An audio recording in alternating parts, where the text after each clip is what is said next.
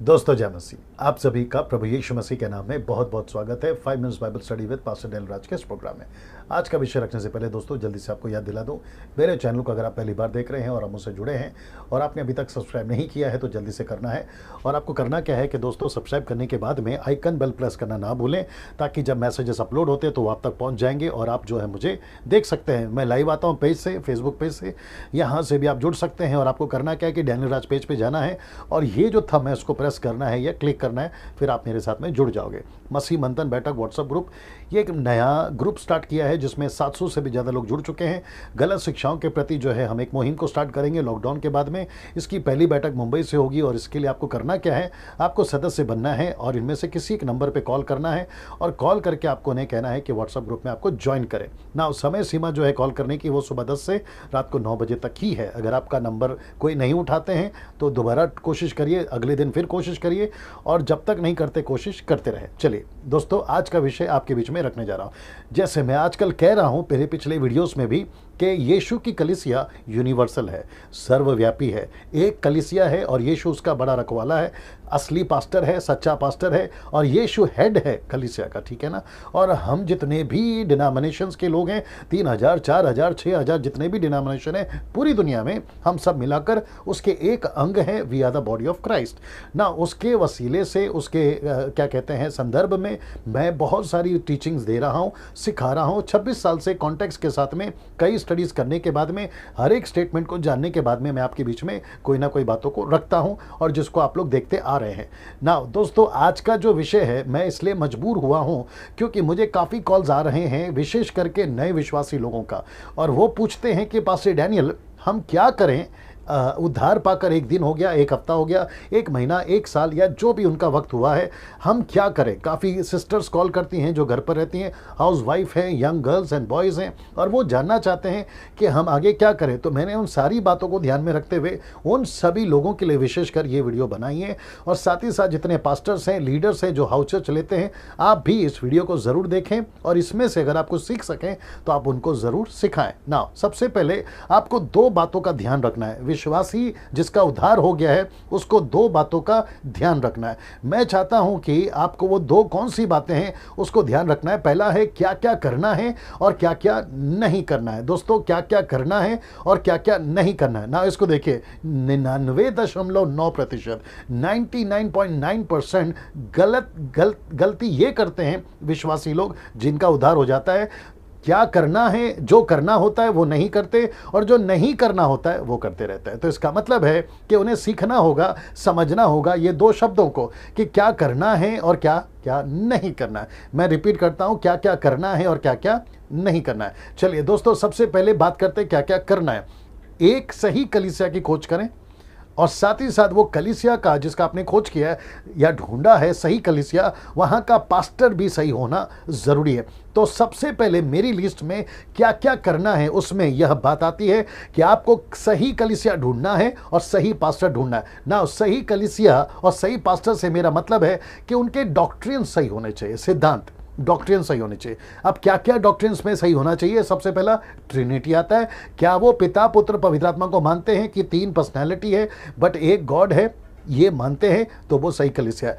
बपतिस्मा 3 नाम से होना चाहिए, पिता पुत्र पवित्र आत्मा, और एक बार डुबाना है। अगर ऐसा है तो वो कलीसिया या डॉक्ट्रिन सही है। दूसरा, अबाउट होली स्पिरिट, यानी कि पवित्र आत्मा के बारे में उनका क्या मानना है, पास्टर का, लीडर का क्या मानना है। क्या वो ये सिखाते हैं कि पवित्र आत्मा आपको उसी दिन मिल जाता है जिस दिन आपका उद्धार होता है, तो वो कलीसिया सही है, वो पास्टर सही है। लेकिन अगर वो ऐसे सिखाते हैं कि आपको कोई ऐसी भाषा बोलना है, आपको कोई ऐसी भाषा को पहले मांगना है तब जाकर आपको पवित्र आत्मा मिलेगा, तो वो कलीसिया गलत है और वो पास्टर भी गलत है। ऐसी कोई भाषा नहीं है जिसको पवित्र आत्मा पाने के लिए आपको वो भाषा सीखनी है। जी नहीं, टोटल नॉन बिब्लिकल है और वो पूरी तरह से गलत है। तो आपको सबसे पहले ये चेक करना है कि आपका उद्धार हो चुका है, यीशु मसीह में आप आ चुके हैं, यीशु को आपने अपना उद्धारकर्ता स्वीकार कर लिया। ट्रिनिटी को चेक करिए, बपतिस्मा चेक करिए, पवित्र आत्मा आपको उसी दिन मिल जाता है, अभिषेक भी आपको उसी दिन मिल जाता है और आप उसके बाद आपको कुछ नहीं करना है ना। इसको देखिए, वो चर्च और वो पास्टर क्या मिशन फोकस चर्च वाला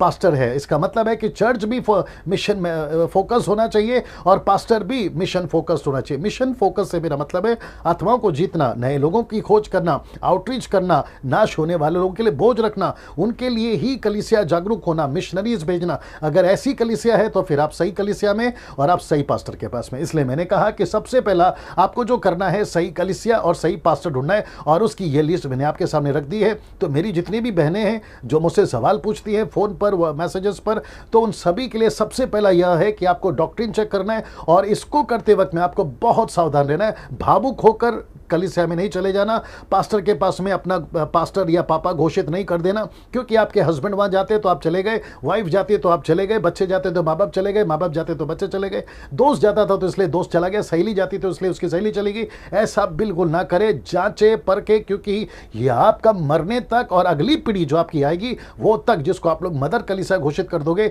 अगर वो सही कलीसिया नहीं होगी तो फिर गई भैंस पानी में ना। आपको जांचना है इन सभी चीजों को, उसके बाद में आपको कलीसिया को ज्वाइन करना है ना। दूसरा और एक बोल देता हूं, अगर गलती से आप ऐसी कलीसिया में चले गए, जितनी बातें मैंने इनके बारे में बताई है, ये सारी चीजों के बारे में, और आपको पता चला कि यहाँ ये सब नहीं होता है डैनियल भाई जो आपने अभी कहा है, तो फिर मैं क्या करूं? तो सीधा है कि जितनी जल्दी हो सकता है कलीसिया चेंज कर दीजिए। मैं रिपीट करता हूं कि जितनी जल्दी हो सकता है कलीसिया चेंज कर दीजिए और पास्टर को चेंज कर दीजिए, और ऐसी कलीसिया में जाए जिनका डॉक्ट्रिन बाइबल आधारित हो, सिद्धांत बाइबल आधारित हो, और ये सारे पॉइंट जो मैंने बताए, और मेरी पिछली बहुत सारी वीडियो से आप उसको भी चेक कर सकते हैं, और भविष्य में मैं बनाता रहूंगा। तो आपको बेसिक जो चीजें हैं वो ये जांचना है ना। दोस्तों यहां से आगे बढ़ते हैं, प्रतिदिन बाइबल पढ़ें खुद की भाषा में, और याद रखो बाइबल का पढ़ते वक्त में आप जिस भाषा में कंफर्टेबल है, हिंदी, मराठी, तेलुगु, तमिल, इंग्लिश, उर्दू, जो भी आपको कंफर्टेबल है उसी भाषा में पढ़े। याद रखो आपको कुछ एक्स्ट्रा नहीं करना है। इंग्लिश, कुछ लोग कहते हैं इंग्लिश बाइबल पढ़ने से कुछ सुपरनैचुरल चीजें होती है, जी नहीं, बिल्कुल नहीं होगी। याद रखो यीशु वही है, पवित्र आत्मा वही है, पिता वही है, बाइबल का वचन वही होता है, भाषाएं बदलती है, परमेश्वर नहीं बदलता। तो अपनी भाषा में प्रार्थना करें, क्षमा करें, बाइबल पढ़ें और अपनी ही भाषा में प्रार्थना करें। आपको किसी दूसरे भाषा की जरूरत नहीं है। हिंदी, मराठी, तेलुगु, तमिल, गुजराती, आप जो भाषा बात करते हैं उसी भाषा में प्रार्थना करें। घंटों करें, पूरा 2-2 घंटा करें, जैसा आपको कैपेसिटी है करने की वैसा करें, जैसे आपकी कैपेसिटी है बाइबल पढ़ने की। मेरी तो आपसे गुजारिश है कि कम से कम आपको शुरुआत में अगर 10, 20 चैप्टर पढ़ सके तो बहुत अच्छा होगा, क्योंकि आप पूरा कॉन्सेप्ट समझ पाओगे, आप पूरी स्टोरी समझ पाओगे, और इसकी सीमा बढ़ाते रहिए।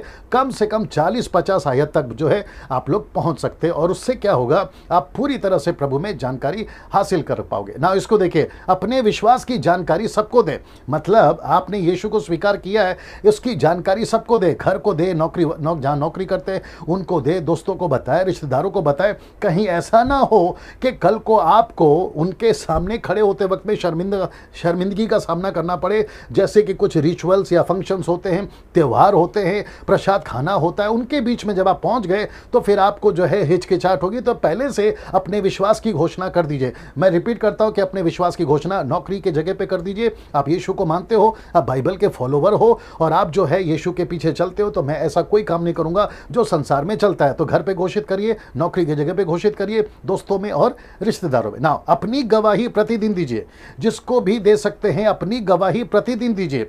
यीशु की चर्चा सबसे करिए। याद रखो, आप जहां पे भी जाते हैं अपनी गवाही और यीशु की चर्चा। यीशु की चर्चा का मतलब है यीशु की कहानी, और ये तब होगा, जैसे मैंने अभी आपको कहा, कि आप जितना बाइबल पढ़ोगे, जितना प्रार्थना करोगे, उतना अनुभव में बढ़ोगे, और जितना अनुभव में बढ़ोगे तो आपको गवाही देने में, यीशु की चर्चा करने में मदद होगी। यही तो मैं इसलिए कह रहा था ना। इसको देखिए, अपनी बुलाहट को समझना, और कोई गांव या शहर में, तो इसका मतलब है आपको जहां प्रभु ले जाता है, आपको जहां प्रभु सेवाकाई करने के लिए कहता है, वो चाहे गांव हो या शहर हो, तो आपको पता लगाना है कि कौन सा वो गांव है और कौन सा वो शहर है ना। इसको देखिए, जहां कलीसियाओं की स्थापना कर सको और चेला बना सको, तो आपको जिस चर्च में आपका उद्धार हुआ है उसी चर्च में जाना है। ये बात सही है। पास्टर के अधीन में रहना है, ये बात भी सही है, लेकिन साथ ही साथ प्रभु से पूछना है कि प्रभु मेरी बुलाहट क्या है, मैं कहाँ सेवा करूं?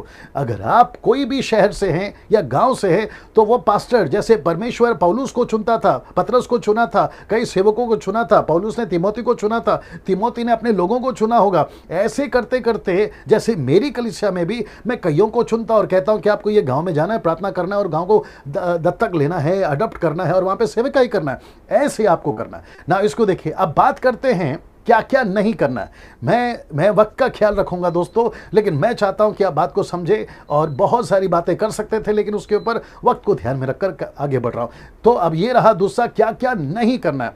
तो सबसे पहले non biblical preachings, teachings, believer से सावधान रहना है।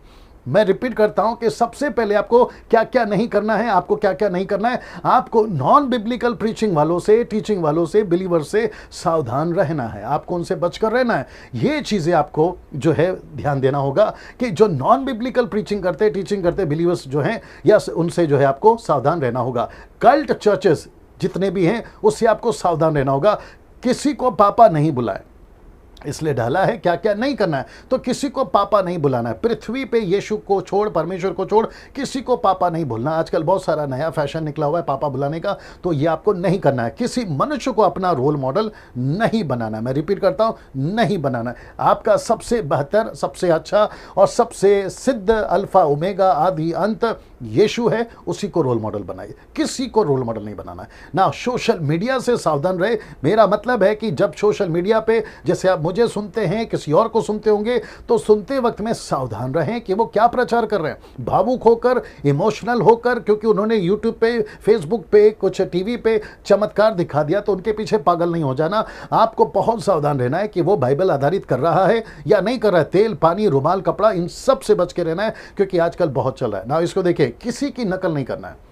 आपको किसी की तरह नहीं बनना। So called man of God, international, national, आपको लगता है ये बहुत अच्छा है, पावरफुल है, तो मैं इसके जैसा बनूंगा। जैसे एलीशा ने एलिया से कहा कि मुझे तेरा दुगना चाहिए, तो मैं समझता हूं कि ये टीचिंग भी आजकल चल रही है कि हम किसी की नकल कर सकते हैं। कोई हमारा आत्मिक पिता बन जाएगा तो मैं उसकी तरह चमत्कार करूंगा, जी नहीं। याद रखो, आप न्यू टेस्टमेंट के लोग हैं, वाचा के लहू के लोग हैं, आप यीशु की दुल्हन हैं, यीशु की कलीसिया हैं, तो आप सभी को अपना अपना अलग अलग सेवा मिला है, आपकी अपनी अलग अलग बुलाहट है, तो किसी की नकल ना करें ना। इसको देखिए, किसी को अपना प्रार्थना निवेदन नहीं देना है।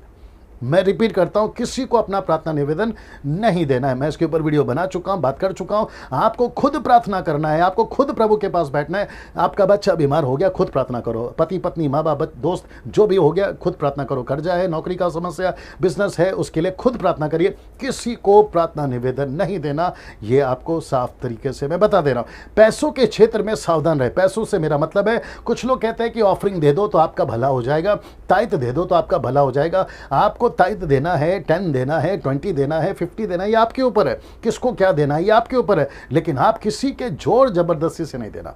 मेरा ये आपसे कहना है, आपको खुशी से, अपनी मर्जी से, और याद रखो प्रभु का पैसा है तो प्रभु को पूछ के देना है। ओके ना। इसको देखिए, टाइम पास के विश्वासियों से बच के रहे। टाइम पास से मेरा मतलब है जो नाच गाना, कूदना ना, बहुत सारे मसीह के अंदर की बात कर रहा हूँ। ये सारी चीज़ें जो लोग करते हैं, घंटों गिटार लेकर बैठ जाना, कीबोर्ड लेकर बैठ जाना, सिंगिंग प्रैक्टिस करना, ये सारी, वो कहते हैं कि अरे आप तो बहुत अच्छा गाते हैं, चलो आपको जो है हम गॉस्पल सिंगर बना देंगे, आप एक नई एल्बम निकालो। नहीं, हम इसके लिए नहीं आए हैं। वर्शिप मिनिस्ट्री का एक हिस्सा है, वर्शिप मिनिस्ट्री नहीं है। मैं रिपीट कर देता हूं कि वर्शिप जो है वो मिनिस्ट्री का एक हिस्सा है, पार्ट है, लेकिन वर्शिप मिनिस्ट्री नहीं है। सब कुछ वर्शिप नहीं है। आप वर्शिप कर सकते हैं, आराधना कर सकते हैं, गीत गा सकते हैं, गिटार बजा सकते हैं, सब कुछ कर सकते हैं, लेकिन वो मिनिस्ट्री के वसीले से होना चाहिए। और वो तब करे जब आपको प्रभु सही बुलाहट देता है और आप उसको लेकर चलते हैं ना। इसको देखिए, सांसारिक बातों से बच करे। सांसारिक बातों से मेरा मतलब है थिएटर्स जाना, पिक्चर के गाने सुनना, सांसारिक में जो पाप होते हैं, दारू है, सिगरेट है, गलत काम है,